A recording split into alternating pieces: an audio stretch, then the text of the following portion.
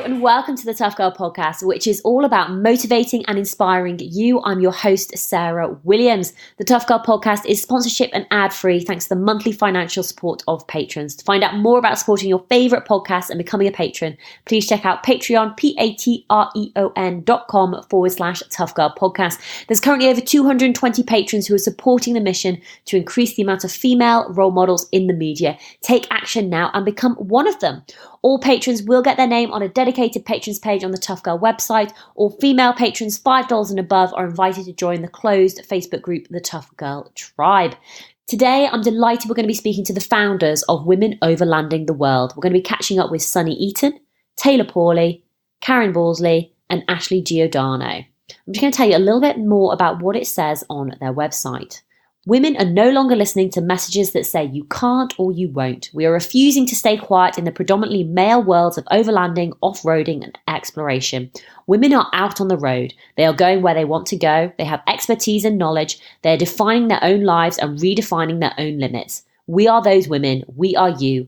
Together we hope this page, our group, this book, meetups and overland retreats will serve you as a source of inspiration, a catalyst for courage, and a resource for connections and reliable information. So I'm absolutely delighted that we're going to be speaking to these incredible women who are going to be sharing more about women overlanding the world.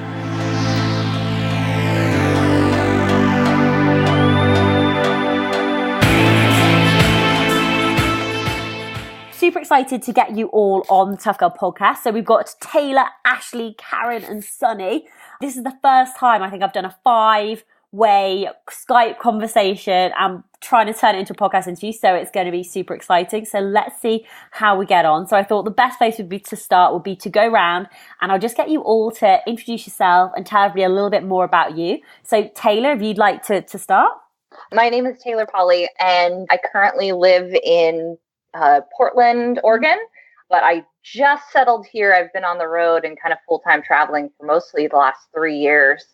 I started an overland adventure in October of 2016, traveling from my home here in Oregon all the way to the southern tip of, well, I didn't make it all the way, but I made it down as far as Uruguay in South America in a vehicle. So what we do is all kind of overland travel, vehicle-based travel. So all self-supported. It was really cool. Very cool. And Ashley, what about you?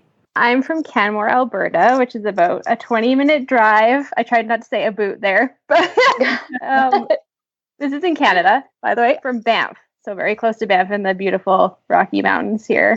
In 2013, my husband and I, we drove from Vancouver, BC, all the way down to Ushuaia at the bottom of Argentina. We drove in our 1990 Toyota pickup, super small little vehicle with a rooftop tent. And we actually took a break in the middle because we ran out of money. So we went back to work for a year. Karen? Hi, I'm Karen. I'm a systems architect. I live in Nashville, Tennessee. I've been here most of my life. In 2015, my wife and I, Sunny, we took our 1997 Land Cruiser and drove down to the tip of Central America. We spent about 2.5 years down there and just explored the entire Central America and Mexico. Loved it, and came back and started working, and now we're trying to make plans to get on the road again. But in the meantime, we're doing the Women Overlanding the World retreats in Costa Rica. Fantastic. And Sunny? Hi, I'm Sunny, and I am married to Karen, who you just heard from, and everything she said is true. We took 2.5 years off. We sold everything we owned, and we left Nashville and headed for the West Coast and then south through Mexico and Central America. And we learned very quickly that we like to travel incredibly slowly. So we gave up our plan of driving to South America in 1 year and instead spent the entire 2.5 years driving down to Panama and then back again. We took our dog with us and our 97 Land Cruiser, and now we're back at home regrouping, running some women's retreats in Costa Rica and figuring out what's next. So how do you all know each other? So obviously, Karen and Sunny, you're married. Taylor and Ashley, how did you meet, or what was the connection there? We all kind of met through various social media and blogs. We all kind of stalked each other in different ways. The overland community is very connected, which is a really cool part of it. So we all kind of met through different channels, mostly like Facebook groups, which is actually kind of how this whole Women Overlanding the World thing started, because we all were in contact, and then we were all kind of following the same one main group where all of the Pan American travelers all kind of check in, and they post about their travels, and they post questions if they're trip planning, or the people who've already done their trips, they come on with really good information. And we all kind of were following that group, and a woman, she had posted a question about how to manage her period on the road, and it was a super innocuous, simple question that we all were like, great, here's how we do it, here's what we can do to help. And what we were surprised by is some of the responses that this question got from some of the men and even some of the women in the group. We kind of all jumped in and tried to help as much as possible, but what we really identified was that there was maybe a need for a space for women to talk about travel and what affects us on the road.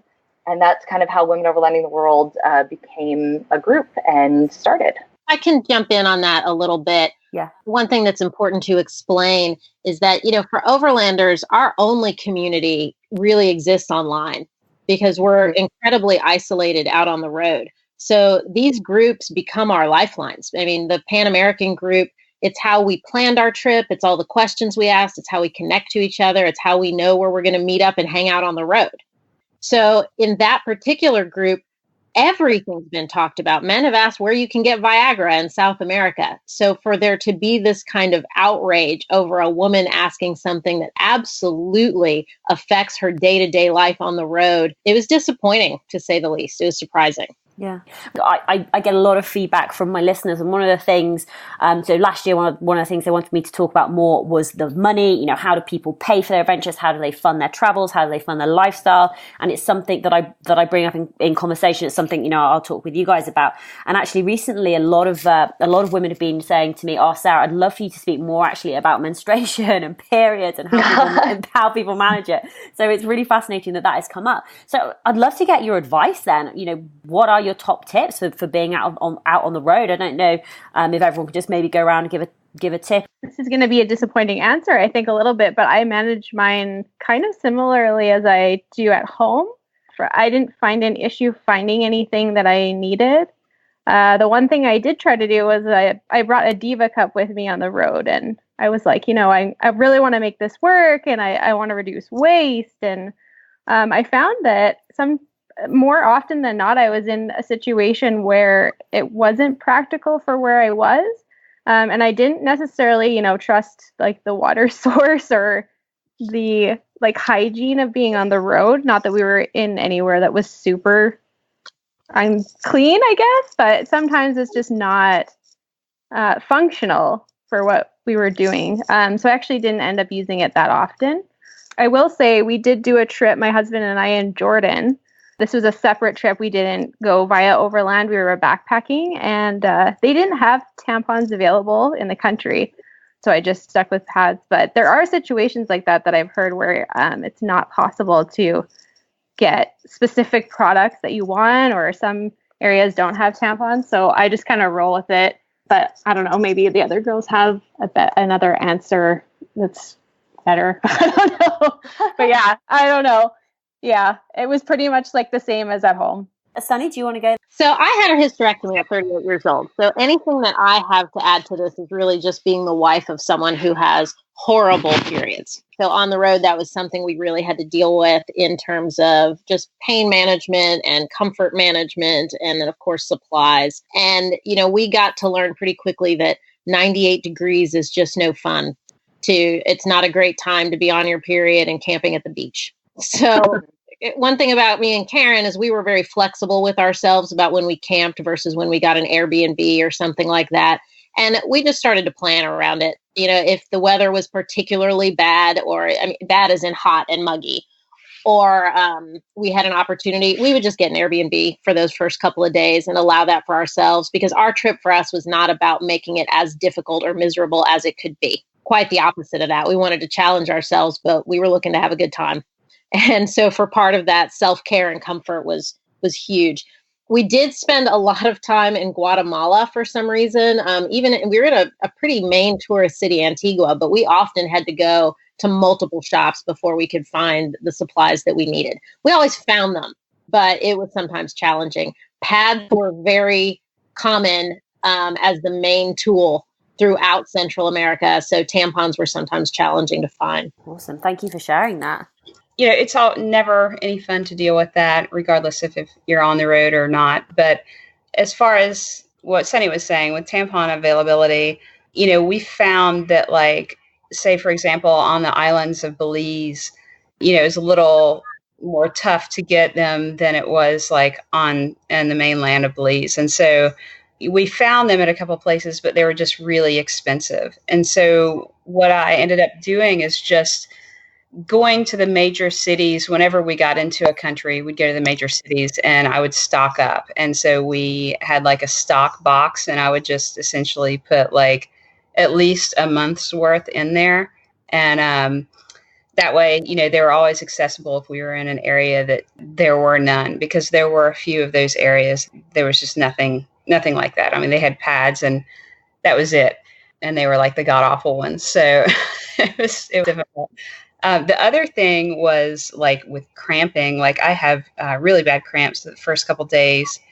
And the thing that I do here, I actually found by accident. I was taking a prescription called Mobic for this neck thing. And I found that I could get it on the road, like in Central America. I didn't need a prescription or anything. And so it kept me from having to take like bottles of Advil. I could just take one Mobic a day and I was good. And so it was actually really accessible in Mexico and Central America. And you could just walk into any pharmacy and get it. And it's such a hassle here in the States to get it. It's not a narcotic. It's just like an anti-inflammatory, but it works great.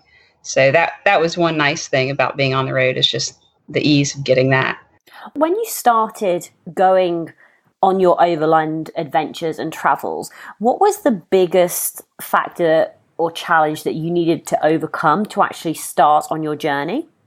Oh man, can I speak to that? Please do. I was terrified of Mexico. I'm so ashamed to admit it now, but at the time, the fear I had chilled me to the bone. Our initial planning when we first started talking about this had Mexico skipped altogether. We were going to ship the car to Belize, which we had in our heads would be a safer place, which is kind of hilarious to look back on now, and go down from there, because I was just convinced we were going to be sold to the cartels or whatever ridiculous things I had in mind. And that was hard to overcome even after we changed our minds and decided to go through Mexico. Right up to the border, I was procrastinating. I knew we were going to do it, but we spent almost 2 months in California with me just trying to get over my fear to go. And it turns out it was totally unfounded. We actually felt safer in Mexico than some of the other places that we visited, and we had a wonderful time, and it's a beautiful country, and I can't wait to go back. How did you get over that? We were following a lot of other bloggers, and I decided to trust people who had done it and been there instead of people who hadn't and never would. Very wise advice. Ashley, what about you? The hardest thing, I think, for me was the realization that I had to do something to shake my life up. And once I realized that and we made a plan, it was easy from there. So I was working as a paralegal full time, and I had a holistic nutrition business on the side. And my husband was doing the same thing, working full time, and had a side gig. And we didn't have anything fun in our schedule. It was all work. And I just was like, why do I feel unhappy? Like, why this is not what I want in my life, but what do I want? And I think that the realization that I had to, for myself, quit my job and leave everything behind. Once my brain kind of switched into that mode, that was the hardest part. It was very emotional.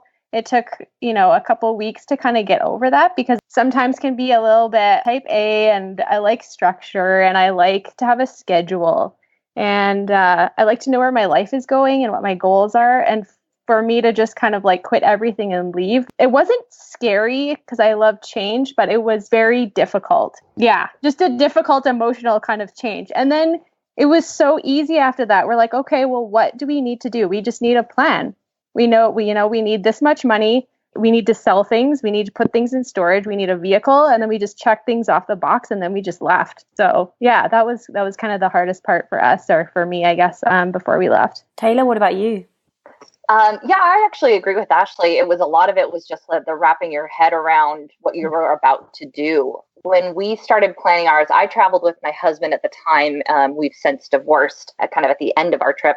We took about a year and a half to plan it. So a lot of it for me was just the waiting and the figuring out what and how to plan for this over that long of a period. And then the hardest thing was actually, it wasn't so much the leading up to it. It was the first couple months of the trip when I could not get over the fact that I didn't have a routine and a schedule anymore and anything that was giving me purpose on a daily basis. After that, initial couple weeks of being like, "Ooh, this is exciting. It feels like vacation. It feels all new." And then when you realize no, this is your day-to-day life, I realized I had to find a little more, not so much structure, but a little bit of routine and a little bit of thing that just that helped me to feel like I was achieving something every day. And that came in the form of, different traveling and adventures that we set up for ourselves, but it also came from helping people on the road and creating a blog that we did every week and things like that. So yeah, I think that was the harder thing, was more adjusting than preparing. One of the things that was mentioned there was about money. I believe, Ashley, you talked about, putting a plan in place and selling stuff and putting things in storage. I'd love to talk about the finances in terms of, how did you pay for this trip? How much of a plan did you have before you go? Were you having to stick to really strict budgets while you were out on the road? Was it a case of just saying, sod it, we're just going to put it on credit cards? How did you manage financially to do this? Karen, would you like to kick us off? Yes, Sunny and I, we both have, we have full-time careers. And when we decided to quit that, or before we decided to quit that, we actually saved up some money. But what really got us to be able to leave is just, we sold our house, we sold our cars, we sold our clothes, pretty much everything we own, all of our furniture, everything we own. And that's what we lived on. We planned on only being gone for a year, but we ended up being gone for 2.5 years. And so we had to make that money last. And it's funny because, when we first started out, we had all this money and, it's just all sitting there and, you feel like, you could do anything with that. And then one of our overlander friends told us, you're going to come to a day where you're going to hope, you have $5 more so you can just stay on the road one more day. And, I thought that time would never come. But then sure enough, by the end of 2.5 years, Sunny and I were like, man, we've got to go home and make money. And so we started actually selling blankets and alcohol. We started taking orders for people while we were on the road because we could get that stuff down there and it was authentic and it was cheaper for us to buy it. So, we upcharged it just a little bit and then brought it home across the border. And that's, that allowed us to stay on the road probably another couple months. Is that illegal smuggling?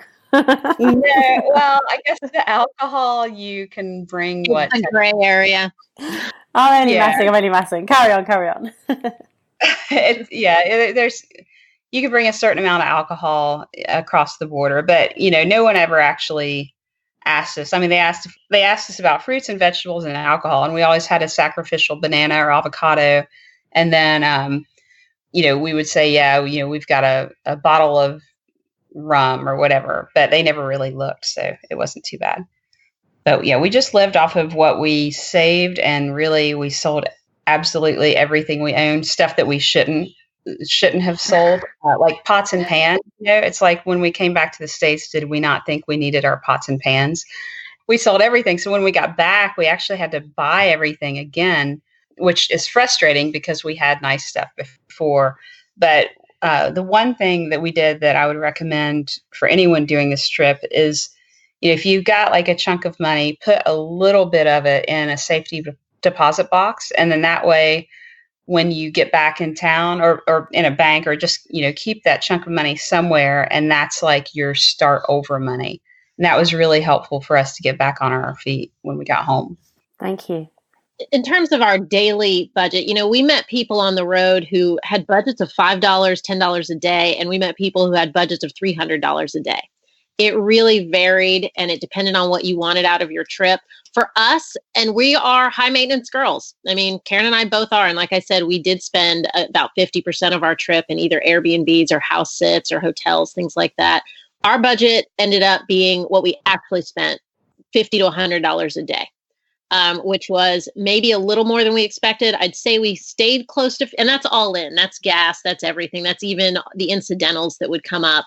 I think we thought we were going to be closer to 40 or 50 a day, but we were a solid $50 to $100 a day. We may have had a month worth of time on the road where we got under $50, and we almost never went over 100, but that was our average expenses. I think that's what I've heard a lot of people say the range of expenses is as well. Sunny, I totally agree with you. We were actually a little on the higher end because while we had a gas guzzling truck, that didn't help. We were like 10 miles to the gallon in our 3/4 ton pickup with our camper on it.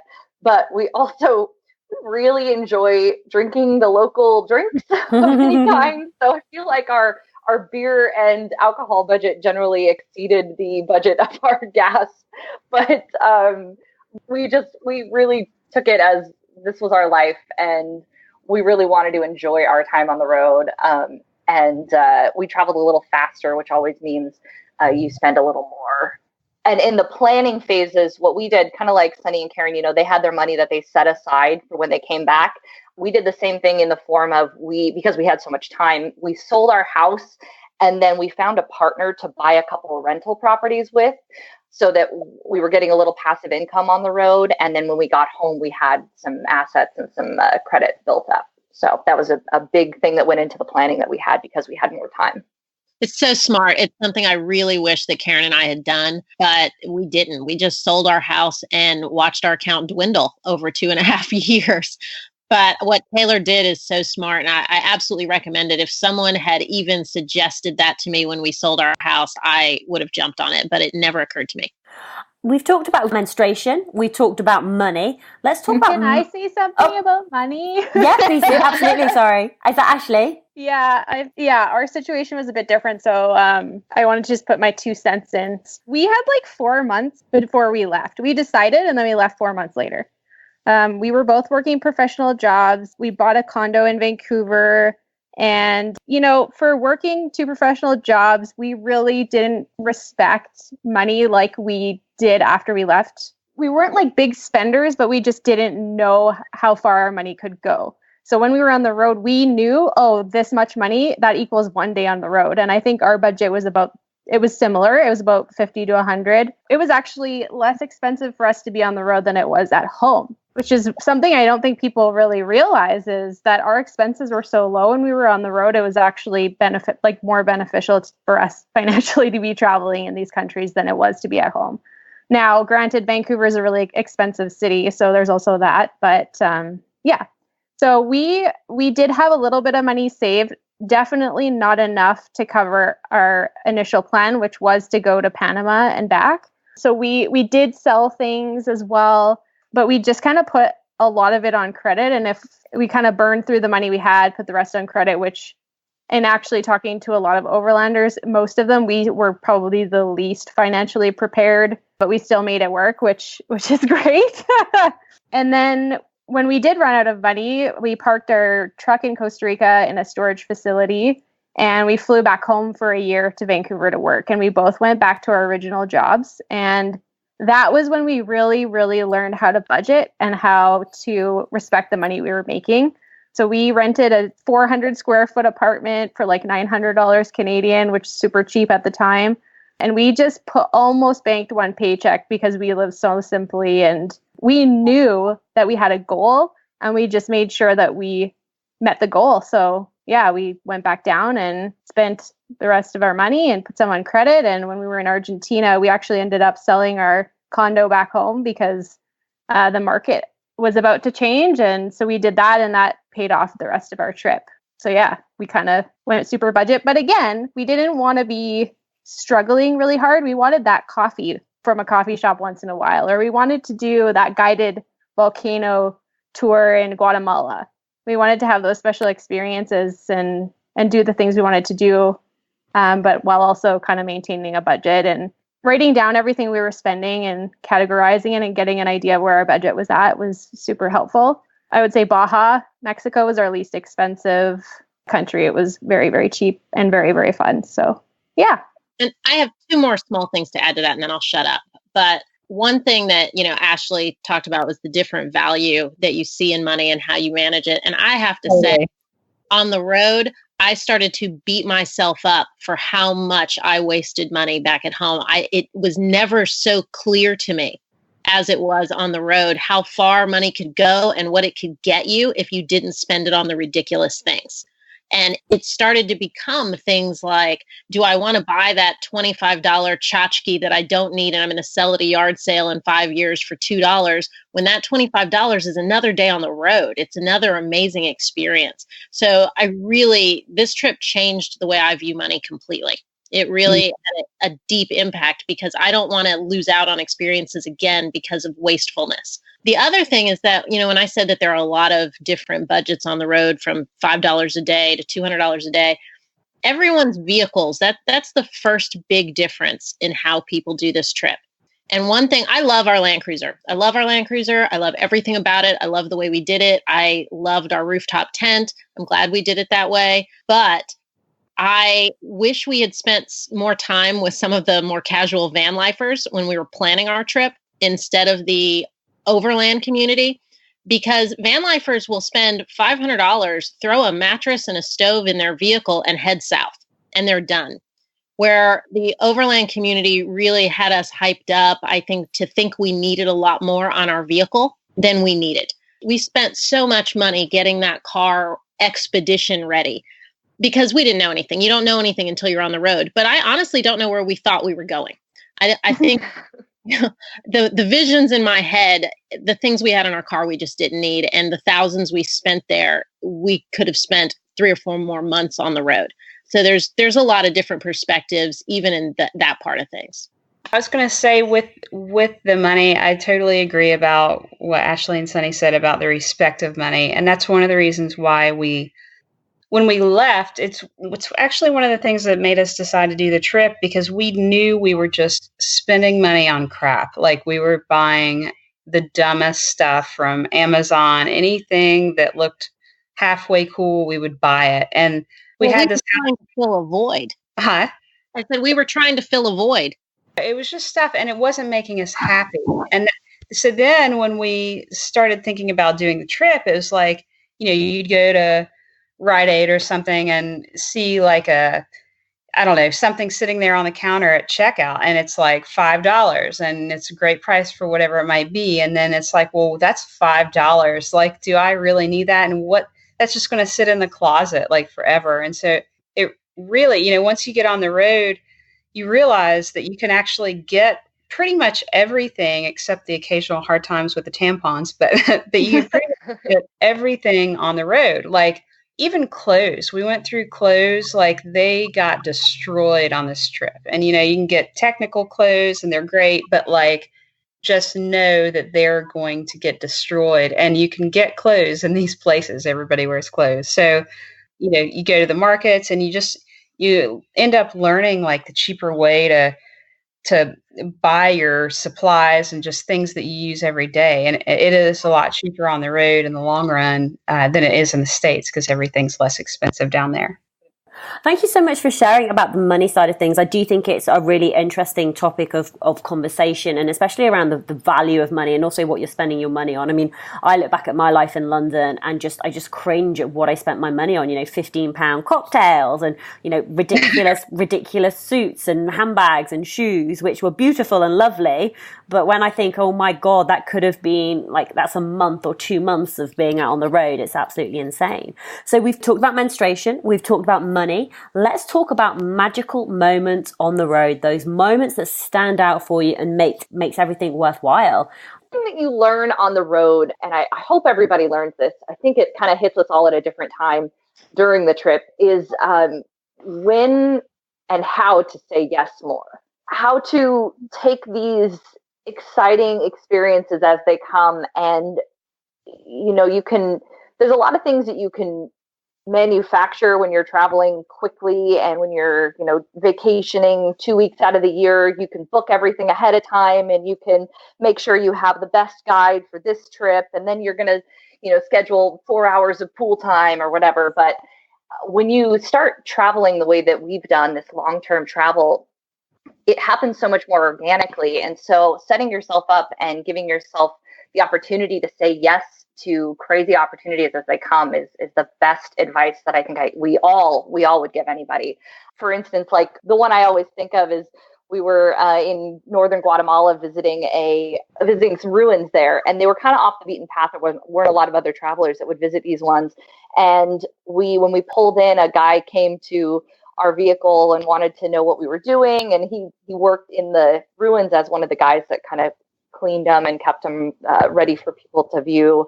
And he offered us a tour that night, and we were like, oh, okay, well, that's interesting. And it turned out to be this crazy experience where he took us at pitch black with no flashlights or anything. He made us walk through, and we walked up into the back entrance of the park, and we walked around, and we heard animals all around us. We saw stuff everywhere. And we walked to the top of one of the pyramids in this set of ruins, and we watched a lightning storm over Guatemala. And it was an incredible, crazy experience that you couldn't have manufactured. So it was really magical. Ashley? So I agree with Taylor, obviously, on the yes thing. That's definitely something that we had to change the way that we thought. My husband and I are always like, oh no, we don't want to be a burden, or we don't want to say yes because we don't want to take advantage. But once we shifted that mindset, we had some amazing opportunities and really had a lot of fun. But for kind of like amazing moments on the trip, they always involved like epic scenery, or some sort of trekking or hiking experience in South America. So I'd say any of the hikes or the treks in Peru we did. Just the scenery there is so mind-blowing, and just being outside in nature and seeing incredible mountainscapes and turquoise waters, really, really, that's something quite high on my list. And then the Lagunas route in Bolivia, it looks like Mars. There are all these lakes that are red and green and flamingos, and we did that. It took about 4 days, and we did it as like a convoy with 2 other American couples. And just like this otherworldly experience of driving off road through this Mars-like landscape. And we had a dance party one night and full moon, and it was just like something I'll never forget. It was so amazing. Yeah, I would say for me, Hierve el Agua in Oaxaca, Mexico was one of my favorite things. It's these pools. They're like mineral pools, and each pool has like a different mineral content, and they're different colors, and they say they're like these healing waters. And so we actually camped there, and it is a park, but since we camped, we were able to go in before the park opened, and so we had it all to ourselves. And there's this really cool waterfall that has calcified, and it's just essentially like this trickle of water that goes over this cliff, and it just trickles and trickles, but it's got so much calcium in it that it actually forms these giant mounds of calcium that look like a fast flowing waterfall. So that was really cool. And then I'd say my second most favorite part of the trip was in Guerrero Negro at Ojo de Liebre in Mexico as well. And it was during whale watching season. We drove through these salt flats to the campsite, and you could see the whales like blowing out of their blowholes from our campsite, and you could hear them breaching, and it was incredible. And so then the next day we woke up and got on this little bitty boat with this captain, and they took us out on the water, and we were literally surrounded by all of these gray whales that come up from the Baltic Sea to have their young in a Sea of Cortez. And they kept coming up and peeking at us, and then they'd go back down. And they would come right up to the boat, and Sunny and I actually got to put our hands on like a wild gray whale, and it was incredible. I'll never forget it. I guess there's so many different experiences. I'm trying to think of what all we did, but like a lot of it involved the water. The one thing I wish we would have done was see the whale sharks, but we didn't actually make it there. Thank you. Sunny? So Karen just stole one of the things that I was going to talk about. I was going to talk about Hierba el Agua. But the only thing that I'll still say about that is one of the kind of overall magical things about traveling like this, overlanding, is that you have this freedom to see these places that they're touristy because they're extraordinary. But the reason that you don't like to go to these places is because they're so touristy. But when you're overlanding, you do have this freedom. I mean, Hierba el Agua is in an incredibly remote part of Oaxaca, and you really drive really far to see it. And even though it's really touristy, it's more touristy with Mexicans, with locals, than it is with Americans. The only Americans that we've really seen out there are other overlanders, and people have their vehicles because it's so remote. But when you're overlanding, you have this freedom to say, we don't want those crowds, but we want to have this experience. So you just sleep there. You just sleep there the night before.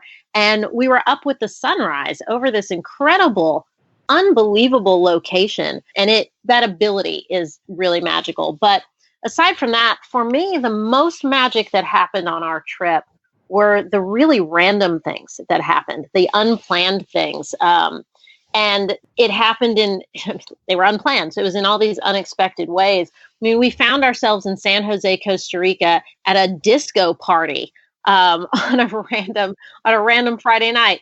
And then we found ourselves in Antigua, Guatemala at this lesbian dance party, partying with one of the cast members of the L Word. And you never know what's going to happen on this trip. And the people that we met were so open to us and so excited to show us what they love about their countries. That, going back to what Taylor and Ashley said, when you get past fear and you get past what we as Americans or Canadians or Westerners, whatever, what we have in our minds as these boundaries between us and other people, when you let yourself get past that, magic truly does happen. And you have no idea where you're going to end up. And it was beautiful for us every time. I'd love for you to give your one top tip, your one best piece of advice for other women out there who want to get into overlanding. They want to do more exploring. They want to step outside their comfort zone. They want to get behind the wheel. They want to go explore the beauty of the world in a different way. What advice would you have for them? And if we go Sunny, Karen, Ashley, Taylor? Yikes. Okay. One piece of advice. I'm somebody who lives with a lot of fear on a day-to-day basis. I'm a high anxiety person, and fear can creep in and take over for me. But one thing that this trip also taught me about myself is that despite all of that fear, I never let it stop me. I always do the thing. Whatever it is, I'll do it. I'll do it scared, but I'll do it. And that's something that I learned about myself. And I learned that a lot of my fear comes from what society, what other people, my family, my friends told me about who I was and about what the world was. And this trip really taught me to trust who I actually am rather than the messages that I give, to trust our day-to-day actual experiences rather than the messages. And I guess what I mean by that is that even with your experience on the road, we spent 6 months in Mexico on our way down. On the way back, we hit Mexico and I immediately had fear again. And I was asking myself, why? I mean, you spent 6 months there every day of our visa. This is not scary. Why are you still so afraid? And it's because those messages are still there. They creep in. No matter where you are, no matter what your experience is. And so my biggest piece of advice is to get to the finish line on that and just learn to trust yourself and trust your tribe. And what I mean by that is other people who've done what you're doing rather than people who will never do what you're going to do. Thank you. Karen? I would say, let's see, my top travel tip, it's really, don't be afraid of the vehicle thing. For women, I think that's a big fear, especially if they're traveling alone, is like, I'm not a mechanic. I don't know how to fix my vehicle. I mean, the thing you've got to remember is that there are mechanics all the way down through Mexico, down through Central America, South America. There are mechanics everywhere. I would say pick a car that there are parts available in the countries that you're going to choose to go to. Don't pick some random obscure car that's got all these third-party parts. Try and get something that's pretty close to stock, and then that way you know that when you take it to a mechanic, they're going to order the right part, and they're not going to have to figure out what kind of aftermarket thing you have, because sometimes there's a language barrier. But learn how to do basic things to your car, like learn how to change your tire, where your coolant hoses are. Do like a good once over, with somebody that you trust that might know a little bit about cars. I mean, even if you want to schedule like an hour with your local mechanic before you leave to go over like just the basic systems of your car and things, you might want to look for on the road. That's really important, and it'll lessen your fear about going. I mean, and the other thing is, once you're down there, if you do have to go to a mechanic, be sure that you watch the mechanic and make sure that they do only what you're asking them to do. So that was something we ran into a couple times. Ashley?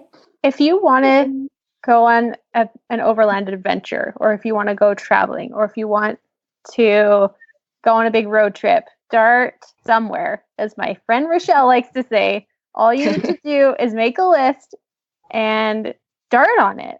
I think that's the most empowering thing. It's like if you've never gone driving on you've only been driving on pavement, go off road, see how it goes. And the more you do it, the more confident you'll be.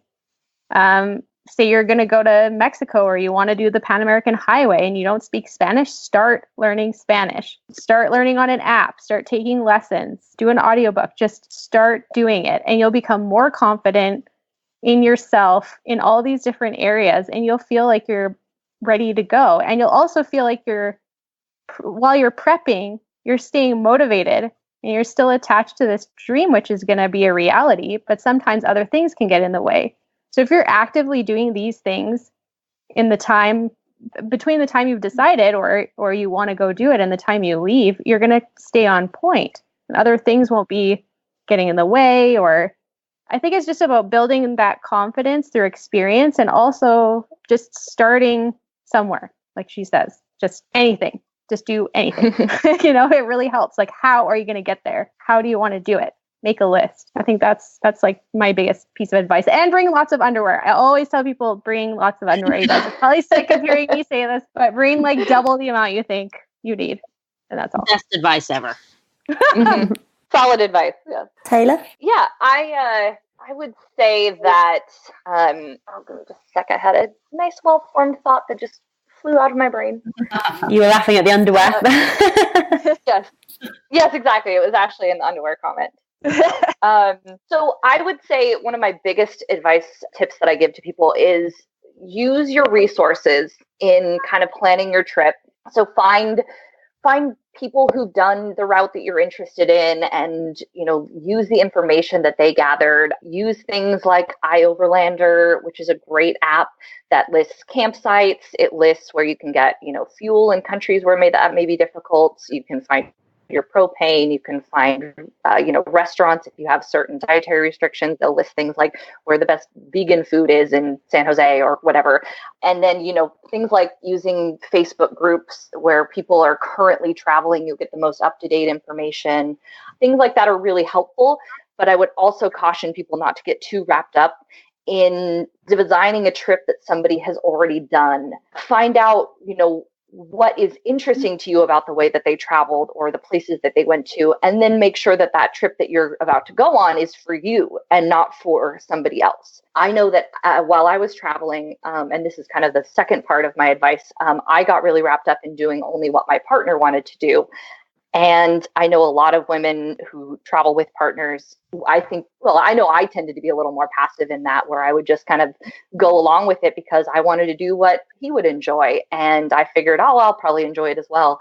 And so I kind of lost sight of myself and what the reasons that I was on that trip were about halfway through. And then I kind of had to set back and go, wait a second, I would really enjoy going to this museum that he's not interested in. And so we started going to different things, and we'd go separate ways on our trip. And so we'd spend like a day where I went to one place and he'd go to another. And then we'd get to come back at the end of that day and we'd have new stories to tell each other and new things to talk about, because when you spend 24 hours with somebody, you run out of things to talk about because you can't say, hey, how was your day? Because they were there, they were part of it. So it's fun to look back and see how much better my trip got when I made it more about me. Hey, I have one small thing to add. Taylor mentioned the Facebook groups, and I just wanted to say that was a huge resource for us. I'm not big on social media, but Sunny is, thankfully. And we had a ton of opportunities open up for us through those Facebook groups, like not only just the overlanding Facebook groups, but also things like the local expat Facebook groups that are there in whatever city that you're in. There's usually like a group of expats and they've started a Facebook page to find out like, where their favorite products are, or who the best doctor is in town, what mechanic to take your car to, things like that. You can find a lot of resources, especially people that are bilingual, and they have talked to that mechanic and they know what they can and can't do if you're not sure. So that was a huge resource. Is just find the local expat groups in whatever city you're in if you're trying to find something. And posting in those groups, we would ask a question and tell people what we were doing, and then all of a sudden we would find ourselves invited to cool things or meeting new friends. Yep. Women Overlanding the World. I will. You do have a Facebook group. You do run retreats. You've also got a book. Who would like to give a brief rundown of what Women Overlanding the World is all about? So real briefly, a little bit about just how we got started. I mean, Taylor touched on it, but Taylor and me and Karen were in El Salvador hanging out there, and we had just met. We were doing what we call Overlander speed dating, which is you meet each other and you're best friends 45 seconds later because you have this amazing shared experience that not very many people have. And we were talking about what had happened with the woman who had posted about her period. And we were kind of asking ourselves, why hasn't there been a space for women? Women are more than 50% of who's on the road, which, by the way, is something I didn't know before we started our trip. That there were far more women solo travelers than men that we met on the road. And not just solo, but that sort of supplemented that percentage. And we started talking about it. And so later that night, we created this group. And, it was kind of a whim, something that we started over wine. And the next day, there were a couple of hundred members. And then that number just started to grow, and the excitement and sort of this beautiful space developed on the internet. And it's so rare. And it's continued to be this beautiful space. It's just supportive and information and respect of each other's experience. And now the group has more than 2,000 members. But the other thing that started happening through that group is people started posting photos of all of these places that they had been and places they'd gone. And Karen and I started talking and looking at these going, has anyone compiled these into a collection? Because I want all of these in a collection. So we asked the women if they would share these with us for the purposes of an anthology, essentially, a book about them and their travels. We thought that would be more interesting to people than just a book about Karen and Sunny's trip to Panama, because we're one of many, but this was something really special, and we saw that right away. And we had more than 100 submissions. And we ended up narrowing it down to 50 women, which was one of the most difficult things I've ever done in my life. And we showcased their stories and their photographs. And I'm so proud of this book. It is really beautiful. And it's not beautiful because of us or anything we did. It is these women, they're heroes, all of them. And then from there, when the book came out or in progress, I know for Karen and I, we started getting a lot of questions from people. We get a lot of messages. How do we experience some of this without selling everything we own and without taking a year or two out of our lives? How do we do what you're doing? How can we touch this experience at all? And that's when we started thinking about these trips. Also, we were looking for a way to stay on the road and maintain our overlanding life in some way, even after we went home. So we started talking about, can we condense what we did into an experience, an introduction in some ways. And then we pitched this idea to Taylor when she came to visit us when we were in San Diego. And Taylor is a machine. And that idea became a reality within 24 hours. Within 24 hours, we were researching costs and contacts and websites and getting it done. It became a business. And then I'd say a month or two later, we were at one of the Overland rallies and Ashley was there. And what you have to know is that I fangirled Ashley Giordano for 6 months before we left on our trip. As did I very much. She and her husband were on the road as Desk to Glory, and he takes incredible photographs, and she's the subject of many of those photographs. And I always wanted to know, he's sort of the face of Desk to Glory because he takes the photos and he's the car guy. But I always wanted to know who Ashley Giordano is. I always wanted to know about her and her experience on the road and how she faced this life. And so it was very exciting for me to get to meet them in person. And the minute we met them in person and, Taylor and Karen and I are out there hawking books and t-shirts and just trying to figure out a way to start funding this business idea. And Ashley just jumped right in. And we started, sidebarring and asking each other, do you think we could rope her into this? Do you think she'd be interested in doing this with us? And lo and behold, I don't know if it was the alcohol, but she agreed right away. And Women Overlanding the World Retreats was born. It had been in progress, but that was when it was truly born. And what Women Overlanding the World Retreats are 10-day overlanding experiences for women. It is not an off-road adventure. It's not a trail ride like you see a lot in the overlanding community. We called it a retreat for a reason because it is a retreat, but it's more than a retreat. And so we take a bunch of adventure vehicles. We've partnered with a company in Costa Rica that has a bunch of readily equipped with camping gear, 4x4 vehicles. And we get a bunch of those cars and we take the women and we have all of these incredible campsites that we've found through trips down there and our own trips and our contacts down there, places that a lot of people don't get to go, places you can only go with a vehicle. And we see some of the sites in Costa Rica that you have to see. And then we take them to a lot of places that no one ever goes. And along with that, there's all the wildlife of Costa Rica, and we do a little bit of off-road driving. We see some hidden waterfalls, and we go on some hikes. And it is, we took our first trip in May. And what I have to say is that trip was 1,000,000 times more incredible and full of magic than I ever could have dreamed when we were thinking about doing this. Yeah, I think seeing the impact that this had on the very, very diverse group of women that we had, because we had women from ages 29 to 68. And we actually had several women in their 60s. And that was a big question we got when we were first planning these was, I'm older. Can I do this? Is this something that if I'm in my 50s or 60s or 70s, what's the age limit? Everybody asked us what's the age limit. We were like, running doesn't have an age limit. That's crazy.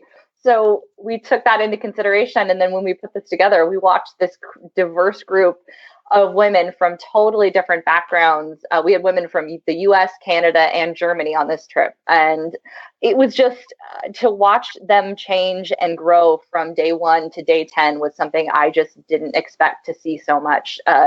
It was so incredible. I mean, they just got more confident and more adventurous day to day. And at first it was the tentative, sure, I'll do that. And then at the end it was like, heck yeah, I'm going to do that. Look, yeah, sign me up. So it was so cool. I think one of the most beautiful things too about that was that we organized a Facebook group for everybody that was on the retreat, and they chatted a little bit on there.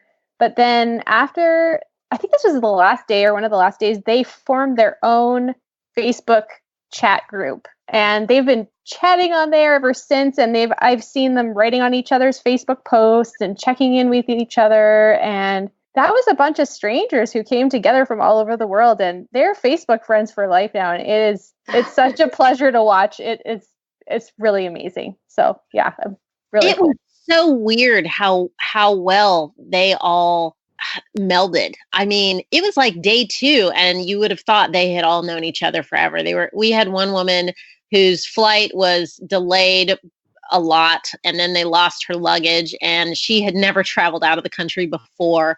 Just the support that all of these other strangers immediately gave her was incredible to watch. I mean, they were a team from go.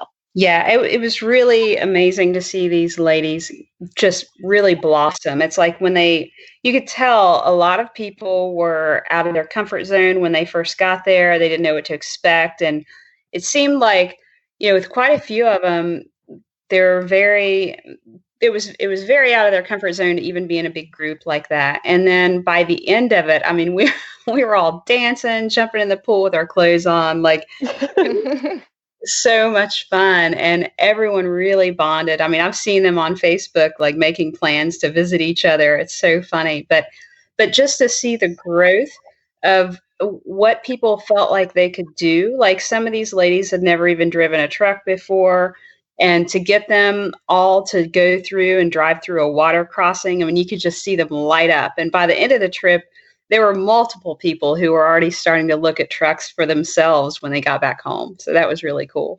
Well, and even how we grew as a team and what we learned about ourselves. I'd never cooked for, 18 people, which is what with our staff we had on our trip. And how do you do that at a campsite? And we had dietary restrictions that were kind of comically unbelievable. Yes. For a group of 12 people, we dealt with vegan, gluten-free, dairy-free, nut-free, citrus-free, tomato-free. Right. I mean, we made it work, and the food was beautiful, and no one went hungry, and everyone was really happy. And I'm so proud of us as a team. I mean, and sure, there were challenges, there always are, and we were learning a lot, but we were such a tight machine, for lack of a better word, the whole time. And I didn't know for myself that I was capable of performing at those high of levels for that many hours in a day consistently and doing it well.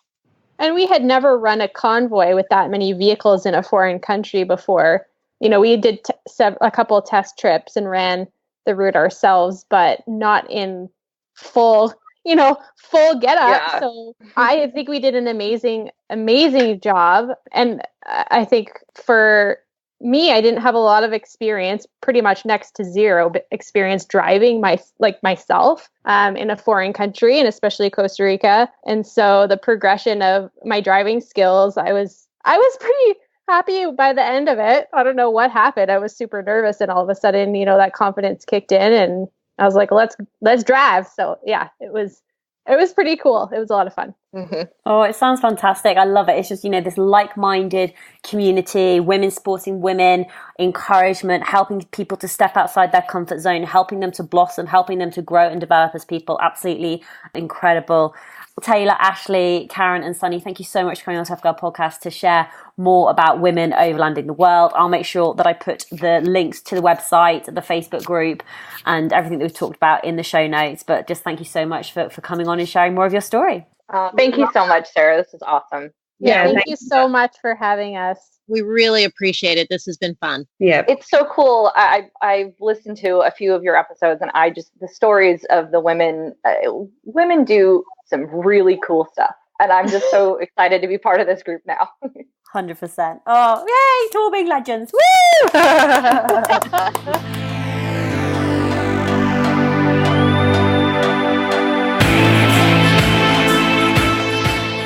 A massive thank you to everybody who's listened to that episode. What an inspiring bunch of women. I love the fact that they took action to make things happen.